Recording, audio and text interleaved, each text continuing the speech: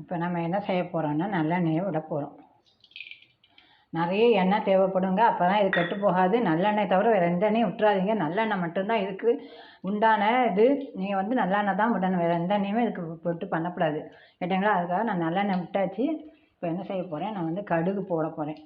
நிறைய எண்ணெய் அப்படியே முதக்கணும். நான் பண்ணுறேன் பாருங்கள் எப்படி இருக்குது பாருங்கள். அப்புறம் பச்சை மிளகாய் நான் வந்து வகுந்து நறுக்கி இப்படி வச்சுருக்கேன் பார்த்தீங்களா. இதே மாதிரி நீங்களும் நறுக்கி வச்சுக்கோங்க. கடுகு வெடிக்கட்டும். கடுகு வெடிச்சாச்சு.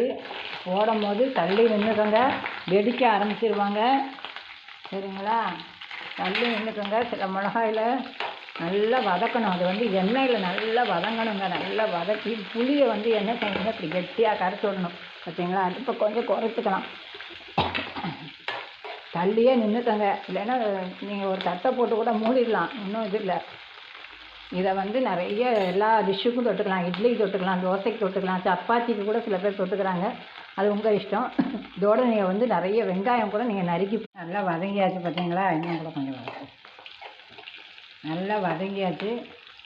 அதுக்கப்புறம் நம்ம என்ன செய்ய போகிறோம், இந்த தண்ணியை வந்து இதில் விட போகிறோம். தண்ணி விட்டு நல்லா கொதிச்சு நல்லா வற்றணுங்க.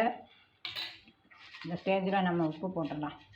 இதுக்கு ஒரு 3 வெங்காயம் சேர்த்து போட்டுருங்க, நல்லாயிருக்கும். 3 வெங்காயம் நறுக்கி சரிங்களா. நல்லா கொதித்து நல்லா வற்றணும். உப்பு போட்டாச்சு. மஞ்சள் பொடி போடக்கூடாதுங்க இதுக்கு. காயம் போட்டாச்சு. இது வெந்தயப்பொடி போட்டாச்சு, காயம் போட்டாச்சு. நல்லா வத்தியாச்சு. எப்படி இருந்தது பார்த்தீங்களா. முதல்ல எப்படி வற்றி விட்டோன்னா இப்போ எப்படி வத்தியாச்சு பார்த்தீங்களா. இதுக்கு வந்து நீங்கள் வெங்காயம் வந்து சேர்த்துக்கோங்க. நான் வெங்காயம் சேர்க்கலை, ஆனால் வெங்காயமும் நல்லாயிருக்கும். நீங்கள் வந்து முதல்ல வெங்காயத்தை நல்லா வதக்கிட்டு அதுக்கப்புறம் நீங்கள் பச்சை மிளகாய் நல்லா வதக்கி முக்கால் பதம் நல்லா வதக்கி அதுக்கப்புறமா நீங்கள் வெங்காயத்தை போட்டிங்கன்னா சரியாயிடும் சரிங்களா. ஆனால் வெங்காயம் முதல்ல போட்டு நீங்கள் வதக்கிட்டிங்கன்னா கருகி போயிடும் இல்லையா பச்சை மிளகாய். அதனால் நீங்கள் வெங்காயத்தை அப்புறமா சேர்த்துக்கோங்க. நல்லா பச்சை மிளகாய் நல்லா வதக்கினப்பறம் நீங்கள் வெங்காயம் சேர்த்துக்கிட்டு இந்த அளவுக்கு புளியை கரைச்சி விடுங்க. உங்கள் ஊரில் புளி எப்படி இருக்குன்னு எனக்கு தெரியாது, நீங்கள் அதுக்கு தகுந்தாப்புல போட்டுங்க. உப்பு வந்து குறைச்சே போடுங்க. நான் உப்பு எப்பவும் குறைச்சி தான் போடுவேன். அப்புறம் சில பேர் வந்து அரைச்சிருவாங்க, நான் அரைக்க மாட்டேன். எனக்கு அரைச்சா அது பிடிக்காது. மிக்சியில் அரைக்காமல் அந்த சூட்டுக்கு கெட்டு போயிடுமோ அப்படிங்கிறதால நான் அரைக்க மாட்டேன். இந்த விழுதாக எடுத்து நாங்கள் சாப்பிடுவோம். இட்லி, தோசை, சப்பாத்தி எல்லாத்துக்கும் வெங்காயம் போட்டால் சப்பாத்தி கூட நீங்கள் தொட்டுக்கலாம். இந்த லாஸ்ட் ஸ்டேஜில் இவங்களை என்ன செய்ய போகிறோம், போடும் இவ்வளோ போட்டால் போடும். நாட்டு சர்க்கரையை அதில் சேர்த்துருவோம். ஏன்னா என்லார்ஜ் பண்ணி காமிக்கும் அப்படிங்கிறதுனால. அது உப்பு, காரம், புளிப்பு எல்லாம் சேர்ந்து சாப்பிடும்போது ரொம்ப நல்லாயிருக்கும். கன்சீவ் ஆனவங்களுக்குலாம் கொடுத்தீங்கன்னா விடவே மாட்டாங்க, நல்லா சாப்பிடுவாங்க, சூப்பராக இருக்கும்.